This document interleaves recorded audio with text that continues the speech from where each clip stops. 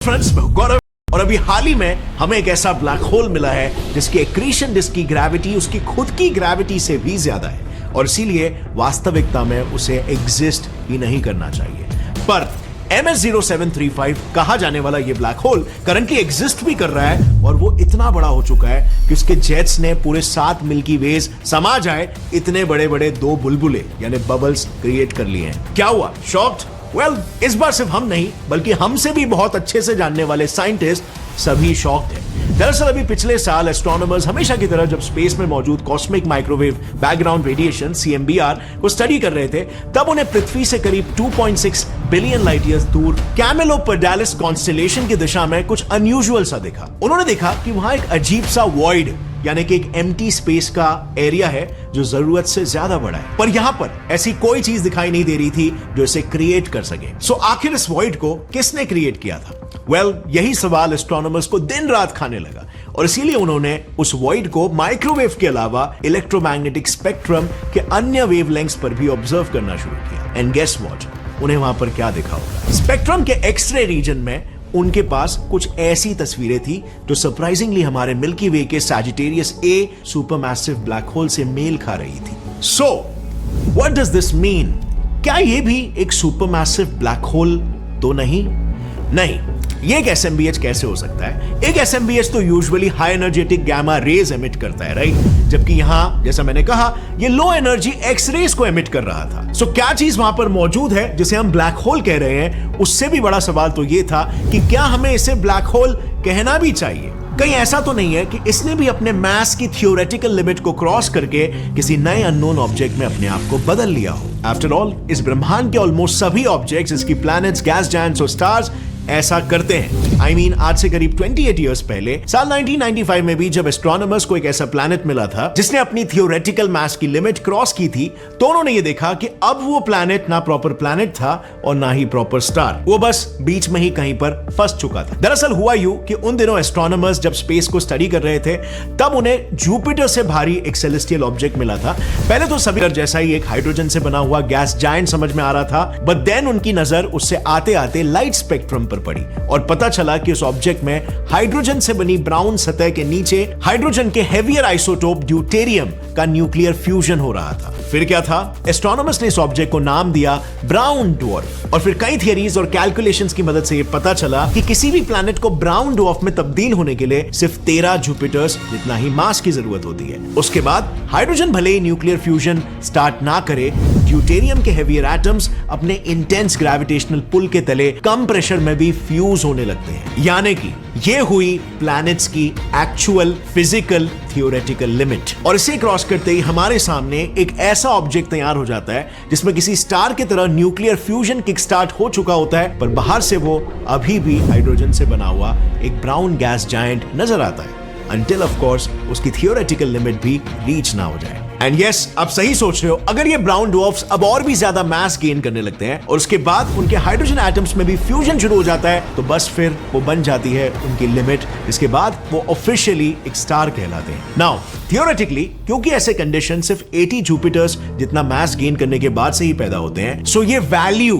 कहलाई जाती है ब्राउन ड्वार्फ्स की थियोरेटिकल लिमिट। एंड नेक्स्ट, अगर हम बात करें स्टार्स की, एज वी ऑल नो, सिर्फ हमारे गैलेक्सी में ही एटलीस्ट 100 बिलियन स्टार्स मौजूद है और इंटरेस्टिंगली इतने सारे स्टार्स होने के बावजूद भी अब तक का सबसे मैसिव स्टार UY स्कूटी हमारे सन से सिर्फ 30 टाइम्स ही बड़ा है। तो क्या ये स्टार्स की थियोरेटिकल लिमिट है? Well, not really.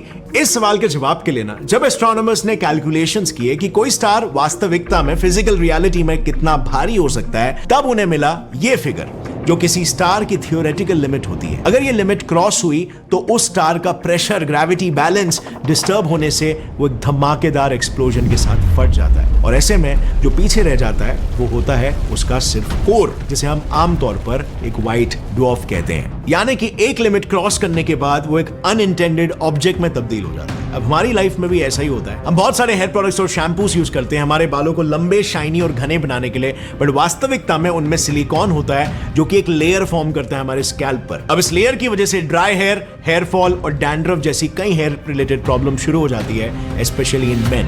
पर अब ऐसा नहीं होगा, क्योंकि मैन मैटर्स लाया इसका इफेक्टिव उपाय, एक ऐसा एंटी डैंड्रफ शैम्पू जिसमें मौजूद anti fungal agent ketoconazole dandruff causing fungus को जड़ से ही डिस्ट्रॉय कर देता है और साथ ही में स्कैल्प को भी ड्राई करने से बचाता है। What's more, रिसर्चर्स के अनुसार एक male sex hormone derivative dihydrotestosterone भी कई बार हेयर फॉल जैसी प्रॉब्लम्स को बढ़ाता है। और मैन मैटर्स का DHT blocking 2-in-1 shampoo existing बालों को स्ट्रॉन्ग बनाता है और हेयर फॉल को रोकता है। इनफैक्ट आप मानोगे नहीं, इन दोनों शैम्पूज को अगर आप डेली यूज करोगे तो भी आपको कोई प्रॉब्लम नहीं होगा, क्योंकि सल्फेट, सिलिकॉन और पैराबेन फ्री है। प्लस लेट्स से अगर आप फिर भी एक एक्सपर्ट ओपिनियन लेना चाहते हो रिगार्डिंग आपके स्किन, वेट लॉस या सेक्सुअल वेलनेस से जुड़े इश्यूज, तो मैन मैटर्स आपको ऑफर कर रहा है फ्री ऑनलाइन डॉक्टर कंसल्टेशन, जिसे आप नीचे लिंक पर क्लिक करके अपनी प्रॉब्लम को जड़ से समझकर उसे सॉल्व कर सकते हो। सो रुके क्या हो, डिस्क्रिप्शन में दे दिया गया है link, book your online free doctor consultation today. And now let's come back to our topic. हम बात कर रहे थे स्टार्स के थियोरेटिकल लिमिट के बारे में। सो आगे जाकर एक व्हाइट ड्वार्फ की लिमिट क्रॉस होने पर क्या होता है? सो वेल, ये व्हाइट ड्वार्फ्स दरअसल इतने डेंस होते हैं कि इनका साइज अगर हमारी पूरी पृथ्वी जितना भी हो, तब भी उनका मास एक पूरे सूरज जितना भारी हो सकता है। और नतीजा, इस डेंस एनवायरनमेंट और इंटेंस ग्रेविटी की वजह से उनके सरफेस पर इलेक्ट्रॉन्स का एक हॉट सूप बन जाता है। और ऐसे में क्योंकि वो इलेक्ट्रॉन्स अपने आपसी रिपल्शन या मोर appropriately electron degeneracy pressure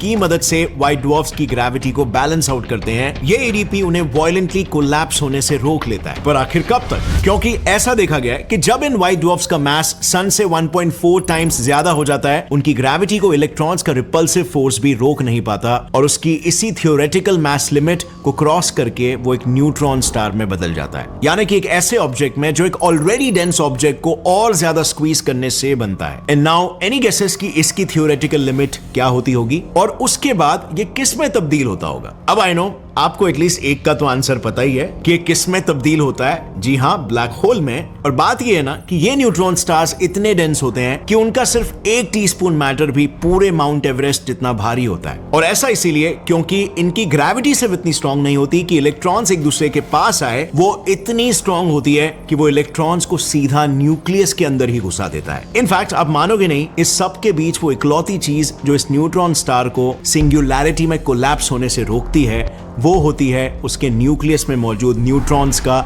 neutron degeneracy pressure. अब इसको एकदम सिंपल भाषा में समझते हैं। जिस तरह 2 बॉल्स एक ही जगह में फिट नहीं हो सकते क्योंकि उनका स्ट्रक्चर उस कंप्रेशन को अपोज करता है, बस उसी तरह से 2 न्यूट्रॉन्स भी एक ही जगह पर फिट नहीं हो सकते और वो ग्रेविटी को अपोज करते हैं। यानी अगर समराइज करें तो यहाँ पर ग्रेविटी की जीत के लिए एनडीपी का हारना बहुत ही जरूरी होता है और उसके लिए किसी भी न्यूट्रॉन स्टार का एटलीस्ट 3 सूरज जितना भारी होना जरूरी हो जाता है ताकि उसकी ग्रेविटी इतनी स्ट्रांग हो सके।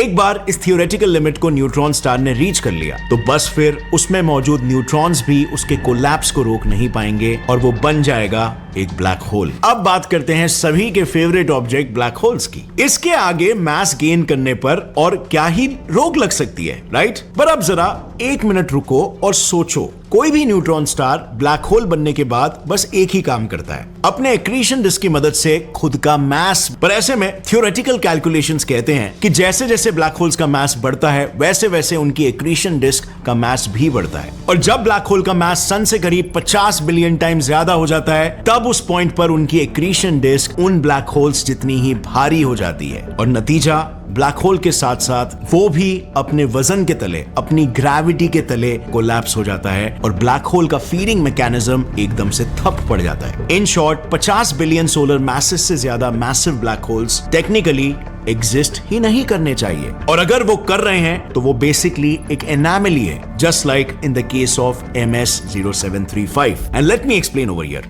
देखो, जैसे कि हम जानते हैं CMB रेडिएशंस यूनिवर्स में हर जगह प्रेजेंट होते हैं। सो जब वो इन इमेजेस में हमें नजर नहीं आ रहे थे तो इन वॉइड्स या कैविटीज का भी कुछ मतलब था। एस्ट्रोनॉमर्स के मुताबिक जरूर ये वॉइड्स जिस क्लस्टर में मौजूद है वहां की hot gas inverse Compton scattering की मदद से उन माइक्रोवेव फोटॉन्स को स्कैटर कर रही है। इस स्कैटरिंग प्रोसेस में बेसिकली एक low energy microwave photon cluster में मौजूद हाई एनर्जी इलेक्ट्रॉन से टकराकर उसकी कुछ एनर्जी एब्जॉर्ब कर लेता है और एक हायर फ्रीक्वेंसी में शिफ्ट हो जाता है। यानी ऑब्वियसली इस सुनायेव ज़ेल्डोविच इफेक्ट कहे जाने वाले इफेक्ट के तहत अब हमें वहां पर माइक्रोवेव स्पेक्ट्रम में कैविटी ही नजर आएगी। बट देन इस कैविटी का कुछ और भी मतलब है। यूजुअली क्या होता है कि ब्लैक होल्स के एक्रीशन डिस्क में मौजूद हॉट प्लाज्मा उसके मैग्नेटिक फील्ड्स के कांटेक्ट में आते ही जेट्स के फॉर्म में बाहर फेंक दिए जाते हैं, और वही जेट्स इस पर्टिकुलर केस में इतने पावरफुल थे कि उन्होंने अपने आसपास वाले रीजन्स के हॉट गैस को डिस्प्लेस कर दिया था। इससे एक्सरे वेवलेंथ्स पर एस्ट्रोनॉमर्स को होल्स नजर आने लगे। And out of curiosity astronomers ने इन जेट्स की एनर्जी कैलकुलेट की, और जानना चाहोगे वो कितनी थी? वेल, उन्हें ये वैल्यू मिला, और इससे पूरे एस्ट्रोनॉमिकल कम्युनिटी में एक बैक कैलकुलेशन की होड़ शुरू हो गई। बेसिकली उन सबको अब ये जानना था कि इस ब्लैक होल ने इतने पावरफुल जेट्स एमिट करने के लिए कितना ज्यादा मास निकला होगा। एंड बिलीव मी, जवाब अनबिलीवेबल है। कैलकुलेशन से उन्हें यह पता चला कि black hole 600 million solar masses या simply 400 Sagittarius A black holes गटक चुका है, और अब इसका टोटल मैस है अराउंड 51.3 बिलियन सोलर मैसेस, यानी अपने थियोरेटिकल लिमिट से एटलीस्ट 1.3 बिलियन सोलर मैसेस ज्यादा। अब ऐसे में क्या हम इसे एक ब्लैक होल कह सकते हैं? वेल, वो तो वक्त ही बताएगा, बट फिलहाल के लिए हमारी पृथ्वी के बगल में जो मॉन्स्टर ब्लैक होल मिला है ना, वो एस्ट्रोनॉमर्स के लिए एक बहुत ही बड़ा कंसर्न हो चुका है। अगर आपको जानना है कि वो ब्लैक होल पृथ्वी को नुकसान कैसे पहुंचा सकता है या पहुंचा भी सकता है कि नहीं,